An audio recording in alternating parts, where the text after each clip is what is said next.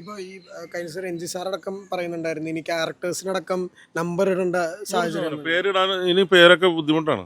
പേരൊക്കെ ഏത് പേരിടണം എന്നുള്ള പേര് പ്രശ്നമാണ്. നമ്മൾ ഇട്ടുപോകുന്ന ഡ്രസ്സ് പ്രശ്നമാണ്. മനസ്സിലായോ? അതായത് ഇപ്പോൾ നമ്മളൊരു നോർമൽ അവർക്ക് ഇഷ്ടപ്പെടാത്തൊരു കളറ് ഇട്ട് പോകുമ്പോൾ നമ്മൾ സിനിമയെ കാക്ക തൂറുന്ന രംഗമുണ്ടെങ്കിൽ സിനിമ ഇറങ്ങൂല. ആ കളറിൻ്റെ മുകളിൽ കാക്ക തൂറിയെന്ന് പറയും.